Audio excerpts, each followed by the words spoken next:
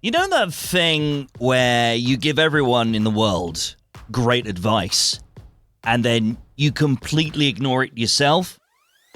Just me? Okay, well, welcome to my world. This episode is all about calling myself out and getting clear on what this show actually is and who it's really for.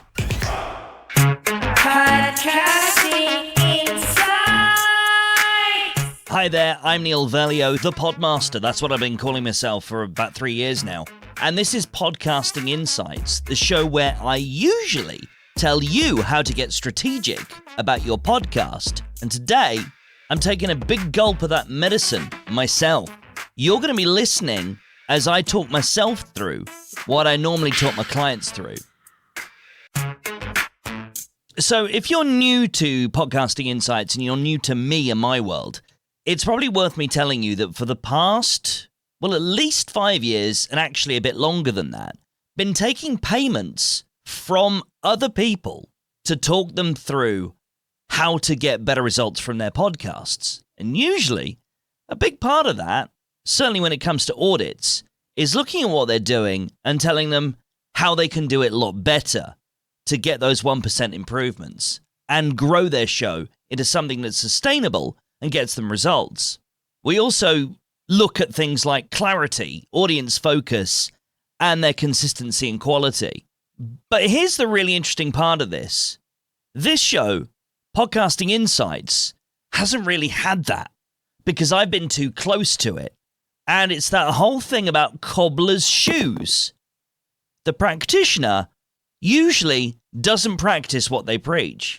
It's like being a diet coach and then secretly eating a bit of cake in the car, hoping nobody notices. Now, I'm not calling you out if you are a diet coach. I'm sure you're really rigorous about what you do. But you take my point. I've met accountants who have the world's worst accounts. I've met social media experts who have terrible social media channels. And I've met a lot of podcast influencers whose own podcasts are pretty terrible. Now, I'm not saying this is a terrible show. It certainly isn't. I mean, my download numbers and the listener numbers definitely show that this is providing value to people regularly every single week. But that's the thing. It's providing value to people, but I don't know who. And earlier this week, it really hit me when I was working with a new client on a new show, and I was getting into the weeds with the content about who's this for? Are you really reaching your ideal audience? Now, I'm obviously not going to name who this client is, but they're pretty active in the marketing world. So on the surface of it, they've really got their ICPs figured out. In case you don't actually understand what marketing terms mean, ICP, Ideal Client Persona, but that's certainly one definition of the acronym. And when I'd gone through this exercise with them of like, okay, so this is what you're putting out there, but who do you want to have listening to this? And they really couldn't figure out who that was. And it helped us go through an absolute in-depth exercise. Bearing in mind their show was already 3 years old at this point. It helped them get clear on who they were talking to, or who they wanted to talk to at least. This is what you're putting out there, but who do you want to have listening to this? And they really couldn't figure out who that was, and it helped us go through an absolute in-depth exercise. Bearing in mind their show was already 3 years old at this point, it helped them get clear on who they were talking to, or who they wanted to talk to at least. And then it hit me. I haven't done that with my own show, which is kind of embarrassing. But anyway, I'm not going to dwell in the embarrassment and the shame. I'm going to move forward. And that's what this episode is really about. It's about me sharing that experience with you because I'm hoping it might help you if you've had the same kind of challenge recently. So yeah, here in a nutshell is what it is. I've been preaching strategy and improvements to make to your podcast. Some of the insights that I've shared have been all about growth. But I've been recording on instinct, and I don't actually know that all the episodes that I've been putting out there are relevant to the majority audience. I know nothing about you. Not really. I mean, I see you in numbers. I see you in the stats. but I don't know much about you. Aside from the few people that I get feedback from on Spotify comments, Apple Podcasts reviews. In fact, we don't get many on Apple Podcast reviews at all. But emails, we get a lot of emails. And other than those emails, I'm none the wiser on who is actually listening to this. And so I feel it's time I finally practice what I preach and intentionally put this content out to my ideal listeners. But who are my ideal listeners? And that's where the challenge begins. So to really drop the curtain, this is the second podcast industry podcast that I have launched and managed. Back during the COVID era, I had another show called Your Business Needs a Branded Podcast. And then I recently-ish rebranded that to B2B Podcasting Insights. Up until now, what I've been doing is literally sharing the episodes I've published for this show right out onto that RSS feed as well, as almost like just another feed for the same content to go on. Very lazy and not particularly strategic. And I'm calling myself out on that because that is literally the advice I give to clients. Don't do that. Be intentional with your content. And then when I was thinking more about this, I thought, okay, so what's the audience for that show? Who would listen to B2B Podcasting Insights? Well, obviously, people doing branded podcasts, I would think. And then I thought, yeah, but surely that's kind of what Podcasting Insights is about as well, isn't it? We're not specifically saying Podcasting Insights is for people that are doing a podcast where there isn't brand affinity. It's just been kind of assumed until this point that if you're listening, you're doing a podcast of some description. Does it matter whether you're doing it for any kind of business reasons or whether it's a hobby? No, it doesn't really matter on the face of it. But when we're talking about growing and strategy, you do kind of need to drill into this. So while I'm not saying I want to get rid of all the hobbyist podcasters that have been listening to this show, I'm also saying I want to find out where they should be in terms of listening. Do they listen to this show? Is this the show for them? In which case, does that then mean the other show is for those that are doing it for business reasons? And when I say people doing it for business reasons, I mean solopreneurs and corporates. If you're a CMO at a company, you should be able to get as much out of this podcast or a podcast of some description as someone who's just literally doing a 30-minute episode a week to bring awareness for their small brand. If they're a freelancer, if they run a small business, if they run a medium-sized enterprise, they should be able to go to a very specific place to get the content that's relevant to them to help them grow. And I feel that this show is kind of a bit too broad. It might have got a little bit lost. I'm owning that. Here I am telling you, I don't know what content to put on this specific feed that you're listening to right now. This feed is Podcasting Insights. That's generic. That's not saying hobbyist podcasters or branded podcasters. It's just saying podcasters. But is that of use to you? If you're someone doing a branded podcast, surely you want that kind of level of insight.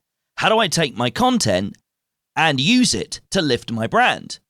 Conversely, if you're just doing this as a laugh and a bit of fun, something to while away a couple of hours every week while you hide yourself away in your study and record content for fun, then maybe this podcast isn't useful for you if it goes in that direction. The bottom line is I've ended up with one foot in business strategy here and the other in creative therapy. We've got one show that has value for too many people. I really think this show needs to stop pretending it's for everyone. And so here we come to the point, realizing who's actually listening and reflecting on those audience insights. It's very difficult to do this in podcasting, as you probably well know. Attribution is still a very junior part of podcast marketing. But I'm willing to bet the chances are you're not a CMO or an agency head. At the very least, you're a solo creator, maybe a freelancer, or perhaps just a podcast nerd who genuinely loves this medium and wants to learn everything about it. You could be a teacher doing a true crime podcast on weekends, or a startup founder who records in their car between meetings. I don't know, because you're not telling me. But either way, you are my people. I just need to know where to put you. Knowing your audience is the cheat code. It's where we start with every new podcast. Because once you know who's actually listening, everything else clicks into place. And that's what I'm doing now in real time, building this in public with you right now. What I'm telling you is I'm going to be figuring out over the coming weeks what this show is and who it needs to have listening to it. That might not be you. I'm just going to be upfront and honest about that right now. In which case, if you are a brand that wants to learn how to grow your brand through podcasting, you might need to be going off to the other place, which is currently titled B2B Podcasting Insights, but might be called anything else in the coming weeks. Who knows? We're still going through that. I genuinely think this show is probably going to be more aimed at people that are not necessarily doing a podcast as part of a brand or business. This might become something of a lead magnet for a membership community. I have been really seriously thinking about launching a community over the past year or so, and I think it might be time. I think that might become your new home, with this show being the front window for that, in terms of, okay, you're not going to get all the insights that you're going to be getting if you're in the membership, but you'll get a taster for it. You'll get some of the benefit of that for free, because I don't gatekeep general information and advice. What I do gatekeep is the specific tailored stuff. So maybe that's what this is about. This show becomes the general show about general podcasting. And the other show becomes more what this show has been, but for brands. One thing I can promise you this show will not ever be, there's going to be no top 5 mics you can buy under £100 kind of episodes. No listicles and no SEO slop. I mean, yeah, those topics do pull in the listens. They do get the engagement. But they don't do what I really want to do, which is share insight intentionally with the right people. The bottom line is, I'm choosing to go deep rather than going wide. Insight over clicks, value over viral. That's kind of always been my thing, and I'm definitely doubling down on it now. So here's what this show more than likely will be. Some honest insights for you on creative processes, which means a lot of the episode content which we have published up until now will still be largely relevant. I mean, we will talk about whether or not you need to use video for your episodes. We will talk about growth, storytelling, the challenges of being a creator in the modern day era. If you're an indie podcaster who'd rather sound better than look better, then you're still in the right place. But this is probably going to become a more sporadic show, because the harsh reality is I need to make this sustainable. This is what I literally preach to my clients. If you want to do a podcast for fun, to put value into the world, you need to be sensible about it and think about how you can keep it sustainable, how you can commit to that content. And of course, this show does pay for itself in a certain way when someone books an audit. I mean, I recently dropped the prices on those because I slowly started to understand that if you're someone doing a true crime podcast for fun, and it's not sponsored, and you don't carry ads, which is probably quite sensible, at least to start while you're growing it, then you probably don't have a mountain of cash to invest in people like me teaching you how to grow your podcast. You're probably very DIY. And so you are going to be doing the freebie hunting. Valid. I appreciate that. But you're not paying my bills. So I think that's where I need to go with this, is be honest and say, look, while I've loved doing this show and putting this content out and enjoyed the audience numbers, because this show has grown a lot in the last 6 months, but that's not paying my bills and that's not sustainable. I do honestly think that The show that's currently known as B2B Podcasting Insights is the logical home for the marketing-heavy, client-side episodes that we tend to go deeper into on this show currently. This one's going to be about craft and creator. That one's going to be about cash in the bank. This show is going to be more about the art and the headspace, not really the metrics. I don't know. Again, I'm building in public right now. I'm thinking aloud and I'm sharing that thought with you. Do you think I'm crackers? Am I insane? Let me know. Your feedback is really important. And if you do actually contact me at podmastery.co/contact or leave me a voice note, podmastery.co/voicemail, I'd love to hear your thoughts on what I've shared with you. And certainly I would love to know what you're actually doing in the world of podcasting. Do you do your podcast for a brand or are you a hobbyist? And when I say brand, I don't necessarily mean you have a company that your podcast represents. It could be that you're a speaker or a trainer or a coach. You could be an influencer who's using your podcast to get more influencing opportunities. It's all valid. But that's what I'm trying to establish. What is it that you've been using this podcast for? Again, please do let me know. podmastery.co/contact or podmastery.co/voicemail if you're feeling particularly brave. Podcast feedback. Podcast feedback. Podcast feedback. I got this message that hit me square in the gut this week, and in a good way. It's from Libby Langley, and she hosts the podcast Unstuck. She is a B2B business podcaster who is a business coach and offers business coaching insight for free to her listeners. She says, in response to the episode about not needing video and YouTube to grow your podcast that we did last week. Interesting. I love the audio side of mine, but do video just because. It is simply a raw video recording banged on YouTube and will never be anything more than that. A few people do watch it, and that is increasing, so perhaps that slightly shit style is so achingly authentic. My audience loves it.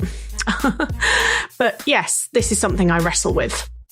I much prefer not to do video. I could record an audio podcast every single day, but the video aspect takes a whole lot more mental energy just because I have to be aware of how I am sitting and all that. When I stopped the videos for a while, I had the audio RSS going to YouTube. Never felt there was much point in that, but your email seems to imply that may be enough. Food for thought as ever, Libby. And that email from Libby summed up exactly what so many creators do feel, that we wrestle with what's expected instead of what feels right for us. And honestly, that authenticity she describes, that slightly shit style, as she puts it, that is what audiences connect with. I think your listeners will get it. They will care about that realness over polish when it comes to video. When it comes to audio, I think audiences are a lot less forgiving. They will care if the audio sounds not great, glitchy, muffled. Anyway, this email right here is why Podcasting Insights does exist, to remind people like Libby that it's okay to do things your way and forget the bros. Podcasting experiments. The experiment for this episode, I want you to think about potentially a recurring reflection segment on your show. A little bit like what I've done today, but more the lessons that you've taken from the specific episode in its creation. You could even do it as a bonus episode, so it's almost like a follow-on from what you've published. That creates a great safe space for creative testing and meta-reflection. So sometimes it might be you thinking about the new sound format or storytelling trick that you've tried. Sometimes it might be about exploring what happens when you break your own podcast's rules. Think of it as an audio sandbox. Like I recorded this entire episode while walking outside for the first time. Actually quite liked it. Or I'm going to try an episode where the background noise is actually part of the story. Experimentation is all about keeping the medium alive and evolving. Well, thanks so much for listening to this episode or watching if you've got this on YouTube. I want to thank you once again. You've stuck with me through the messy middle, which has gone on for a couple of years now. It is scary to pivot publicly and expose my shame and vulnerability around being a so-called podcasting expert who might have got this all wrong all the way up until now. And this episode being proof of that. But the thing is, I'm clearer now, and I can finally say that I'm back on it. I'm back with the strategy. I'm going to give this show purpose again.